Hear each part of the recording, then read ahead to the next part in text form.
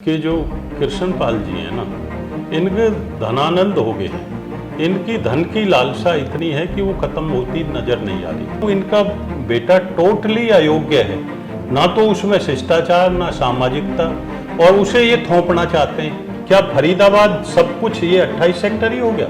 और उसको संरक्षित करने के लिए कैसे बेशर्मी से सर्टिफिकेट देने लगे हमारे केंद्रीय मंत्री जी। तो सबसे बड़ा जब भ्रष्टाचारी किसी को गारंटर बन के आए तो क्या समाज उसको मानेगा? मनोहर लाल जी के विश्वास को और मोदी जी के प्रयास को केंद्रीय मंत्री हमारे कृष्णपाल जी ने पूरा पलीता लगा दिया।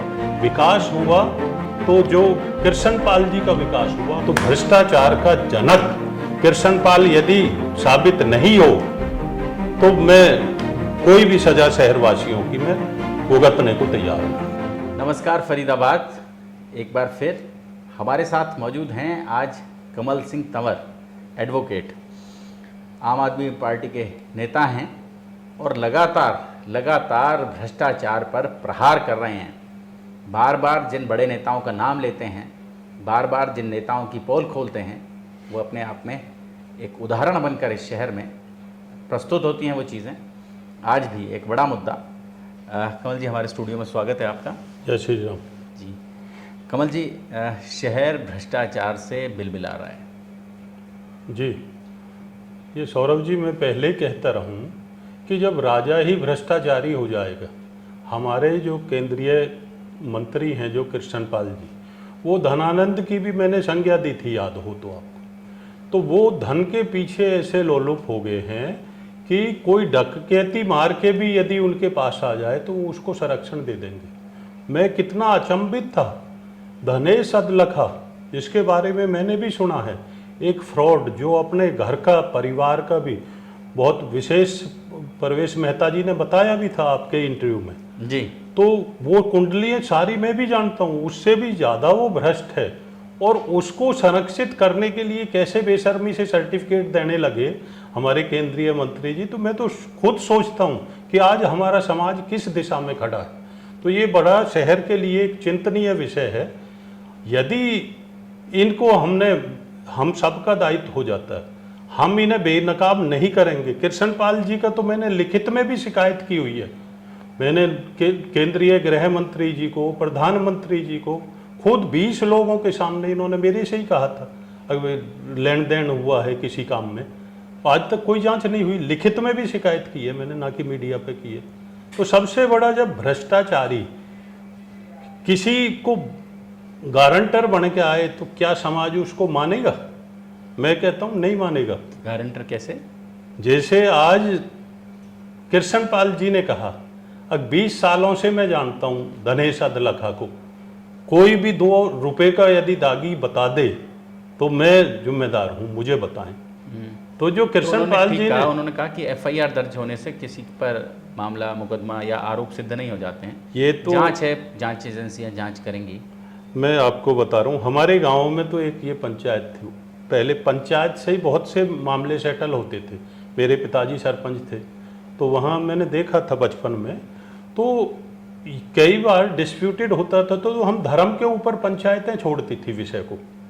तो वहाँ धर्म लेने से पहले ये देखा जाता था कि धर्म उसका लेंगे जिसका नैतिक आचरण सही हो। तो आज जो शहर फरीदाबाद है, गारंटी उसकी मानेगा। धनेश अदलखा को जो ग्रीन कार्ड दे रहा है, जो क्लियरिटी दे रहे हैं, तो खुद भ्रष्ट ना हो। जो शहर का सबसे बड़ा भ्रष्ट, जिसने पूरे शहर को पंगु बना दिया हो, मंत्री जी को तो ये डर है, उनका दत्तक पुत्र बोला जाता धनेश अदलखा, और 200 करोड़ नहीं, हजारों करोड़ के घोटाले में ये केंद्रीय मंत्री जी शामिल हैं। तो उसे डर है कहीं इसका पुलिस इंटेरोगेट करगी धनेश अदलखा का सही से, तो ये जो सीनियर डिप्टी मेयर है देवेंद्र चौधरी भी, वो डमी जो इनकी वो थी, जो मेयर थी वो, और मंत्री जी सुमन बाला, ये सब उसमें इन्वॉल्व आ जाएंगे, क्योंकि धनेश अदलखा उस फाइनेंस कमेटी का मेंबर था, सब जानते हैं। तो ये घोटाले में सब शामिल हैं, और उस घोटाले से कहीं पर्दा और आगे ना उठ जाए, तो ये अपने सत्ता का दुरुपयोग कर रहे हैं।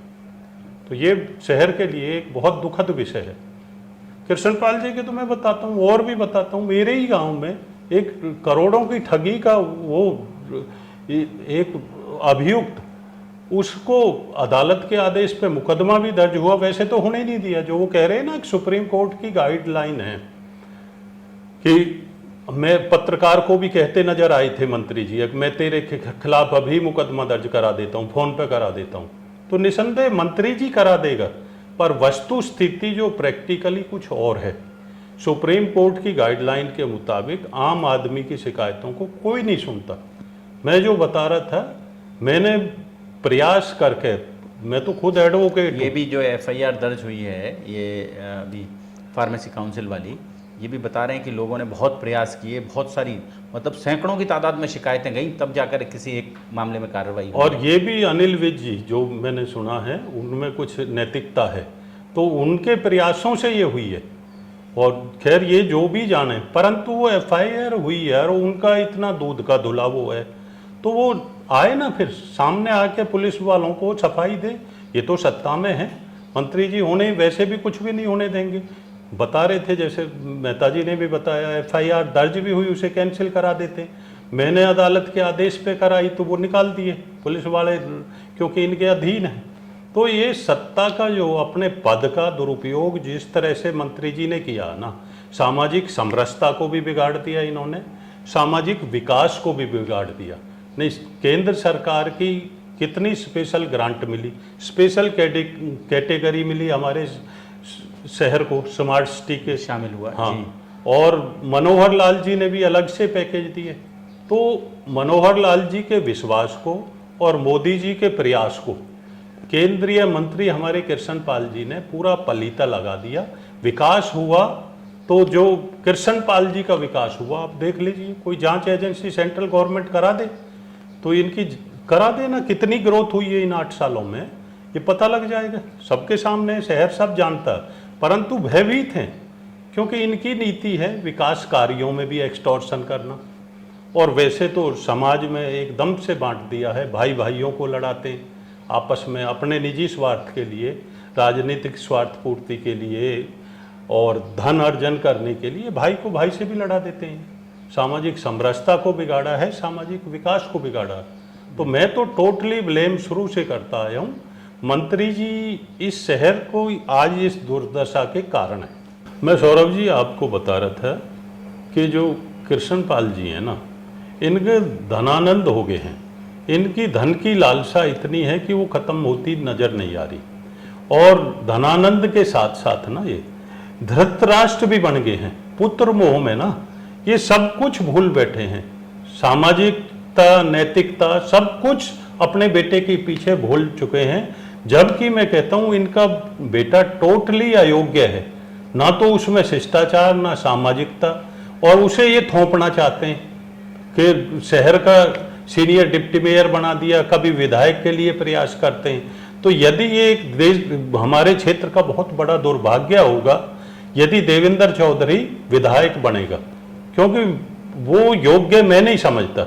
जो इनके परिवार में यदि होता भी तो उत्कर्ष चौधरी जो ABVP का जिसने रिप्रेजेंटेशन भी किया दिल्ली यूनिवर्सिटी में, तो उसको राजनीति में आना चाहिए था, जबकि उसको इसने खुड्डे लाइन लगाया हुआ।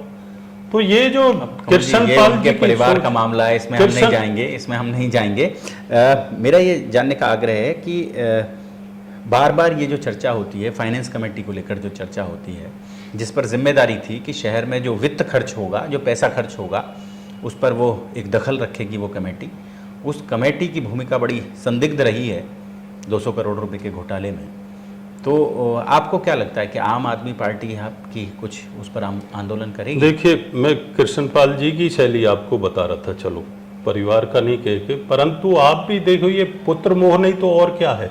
आज भी जो अभी मैं आज अखबार में पढ़ रहा था कि शहर में 4 स्मार्ट पार्क विकसित किए जाएंगे, जो बने जाएंगे। हाँ, तो उसको कहाँ चुना गया? सेट 28, 29, 30, 31 में जो, तो जो देवेंद्र की कॉन्स्टिट्यूंसी है, यानी उसे सुरक्षित करने के लिए क्या फरीदाबाद सब कुछ ये 28 सेक्टर ही हो गया? पूरा पावर सेंटर 28 सेक्टर, विकास सेंटर 28। आरोप लगते रहे कि 39 वार्ड एक तरफ, 1 वार्ड एक तरफ, उस तरह का काम। तो ये सच्चाई है, बिल्कुल सच्चाई है कि ये निश्चित तौर पे अपने लिए ही सोच रहे हैं। आज हमारे पल्ला की कितनी दुर्दशा है। हम लोगों ने अभी परसों प्रोटेस्ट किया था। घुटने घुटने पानी में घुस के आप जी जी फावड़ा चला रहे थे। हाँ जी जी चला रहे थे। तो हमने प्रोटेस्ट किया, मांग कर रहे हैं, वर्षों से लंबित मांग है वो कि रोड वाइडनिंग आज जेसीबी लगा तो दी वहाँ, आज तो और बुरा किया है कि जेसीबी लगा के वो सिल्ट सारा रोड पे ही डाल दिया। तो अब तो पैदल चलने के लिए उठा के नहीं तो जबकि साथ साथ ले जाना चाहिए। पहले भी हम लोग सफाई कराते थे तो ट्रॉली साथ आती थी, वो पूरा रोड पे डाल दिया। आज पैदल चलने वालों को तो बिल्कुल ही वो हो गया। तो ये कि कैसा स्मार्ट बनाएंगे, इनका कुछ नहीं है, शहर के लिए कोई प्लान नहीं है, कुछ नहीं है। ये हर विकास कार्य में अपना वो पैसा देखते हैं कि किस तरह से हमें अधिक से अधिक पैसा मिले। तो हमारा जब राजा ही भ्रष्ट हो जाएगा तो कैसे नियंत्रण होगा। यदि ईमानदार हैं तो मैं कृष्णपाल जी को चैलेंज करता हूँ, वो अपना ब्रेन मैपिंग टेस्ट करा लें, वो एक डॉक्यूमेंट्री प्रूफ होगा, ये करा लें तो पूरे घोटाले खुल जाएंगे फरीदाबाद के। तो भ्रष्टाचार का जनक कृष्णपाल यदि साबित नहीं हो तो मैं कोई भी सजा शहरवासियों की मैं भुगतने को तैयार हूँ। बड़े चैलेंज दिए जा रहे हैं आम आदमी पार्टी के नेताओं की ओर से। कांग्रेस वाले तो देखो बोल नहीं रहे। कल मेहता जी हमारे साथ लाइव थे तो मेहता जी ने भी बड़े आरोप लगाए कि यार मैं चैलेंज कर रहा हूँ धनेश अदलखा को, टिकट देकर देख लें, ये चुनाव लड़ा के देख लें एक बार, इस बार पता चल जाएगा उसका क्या है। तो आज आप एक और चैलेंज लेकर आ गए हैं। नहीं, मैं तो बिल्कुल कह रहा हूँ कृष्णपाल जी को, और मैं कोई ऐसा नेता नहीं हूँ। देखो प्रवेश जी बड़े नेता हैं हमारी आम आदमी पार्टी के, मैं तो आम आदमी पार्टी का एक सदस्य हूँ, परंतु कहीं ना कहीं मैं विश्वास करता हूँ अगर ये भ्रष्टाचार के खिलाफ एक राष्ट्रव्यापी आंदोलन से निकली हुई पार्टी है, तो मुझे कहीं ना कहीं ऐसा है कि ये जब अपने मंत्री को अंदर दे सकते हैं, एक डीएसपी को पता लगी है कि भाई ये एंटी करप्शन में 1 मिनट में पंजाब में अंदर दे दिया, अधिकारी को अंदर दे सकते हैं, एक्स मिनिस्टर्स को अंदर दे सकते हैं, तो इनकी कहीं विल पावर है भ्रष्टाचार के खिलाफ लड़ने की। बीजेपी का पार्टी का तो ये ढकोसला है जो सबका साथ सबका विकास। मोदी जी ने एक अच्छा सोच की है, अच्छा संदेश दिया है, परंतु फरीदाबाद में तो आप भी महसूस करते होंगे ना, विपरीत है कि कृष्णपाल जी का विकास, विरोधियों का विनाश। तो जो उसके इर्द गिर्द हैं उसके लिए वही जनता है, वही वो हैं, उनका वो विकास करते जा रहे हैं, अपने पिट्ठुओं का, अपने लुटेरों का सपोर्ट करते जा रहे हैं उनको। तो इसलिए मैं यही चैलेंज कर रहा हूँ, ये तो शहर की जनता को देखना कि इन लुटेरों को साथ देना है। कांग्रेस से भी आप क्यों चुप है, क्योंकि कृष्णपाल जी के अनैतिक संबंध जग जाहिर हैं। जो थोड़ी राजनीतिक समझ रखता जिले में तो वो सब समझते हैं कि देखिए शहर में इतने सालों से कोई व्यक्ति है भूपेंद्र हुड्डा जो फरीदाबाद को लूट के ले गए। यहाँ के फरीदाबाद में जो आज ग्रेटर फरीदाबाद के सारे ईडीसीज को, सारे फंड्स को रोहतक में ले गया, उससे कृष्णपाल जी ने सबसे ज्यादा लाभ लिए। तो कांग्रेस कहाँ बोलेगी, क्यों बोलेगी? खुद ही भ्रष्टाचार में सहायक हैं, इलीगल इनके गठजोड़ है। मैंने तो देखा है कि कृष्णपाल जी अवतार भड़ाना की कभी मदद करते हो, खूब देखा मैंने अपने क्षेत्र में। कृष्णपाल एमपी के इलेक्शन में बेंदा जी की कभी भी मदद नहीं करते थे। जब ये विधायक थे तो अवतार की करते थे, अवतार इनकी करता था महेंद्र प्रताप की अपेक्षा। तो इसके तो कृष्णपाल जी ने ये रिलेशन दिए, क्रॉस रिलेशन, यानी अनैतिक राजनीति की शुरुआत कृष्णपाल जी ने करी। पर कमल जी राजनीति में क्या चिर मित्रता नहीं होती, शत्रुता नहीं होती, ना कोई स्थायी मित्र होता है ना कोई स्थायी शत्रु होता है जी। आमतौर पर यही कहा जाता है राजनीति के विषय में। नहीं, पर एक सैद्धांतिक राजनीति तो होनी चाहिए। इसी बीजेपी पार्टी में अटल जी जैसे भी रहे थे। तो कहा जाता है कि अटल जी के भी सब लोगों के साथ अच्छे संबंध थे। संबंध होना अच्छी बात है, पर व्यापारिक संबंध होना अलग बात है। इनके तो व्यापारिक संबंध है ना कि सीएल यूज कराने हुड्डा जी से, तो उनसे लाइजनिंग करेंगे। अनऑथराइज प्लॉटिंग करनी है तो लखन सिंगला से कर लेंगे। तो ये संबंध होना, और एक सामाजिक संबंध मैं भी आज सबसे रखता हूं संबंध। कृष्णपाल जी भी आएंगे तो ये मेरी राजनीतिक वैचारिक लड़ाई है।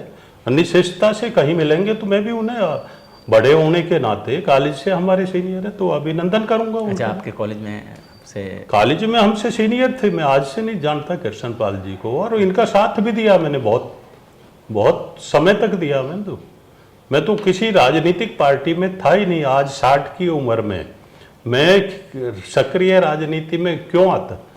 ये तो एक कृष्ण पाल जैसी जो गंदगी है उसके विरोध के कारण है। जब बिल्कुल अति हो गई है, घड़ा भर गया है, हारनी मैंने तो इसकी मदद की है। तो इसलिए मैं यही कहूँगा कि हम लोग जो शहरवासी हैं, यदि वास्तव में फरीदाबाद का आप साथ चाहते हैं, देखिए नगर निगम के चुनाव हैं, अब ये 2 महीने बाद कराएं, 3 महीने बाद कराएं, इनकी अपनी डिप्लोमेसी होगी। या ना भी कराएं, हो सके ना भी कराएं, लटका देते हैं अभी कह भी। रहे थे मेहता जी कि कह रहे ना भी कराएं जी। हाँ, तो अब तक लंबित ही हैं। देखिए डिले तो हो ही रहा भाई, लंबित हैं, 7-8 महीने डिले हो गए हैं ये।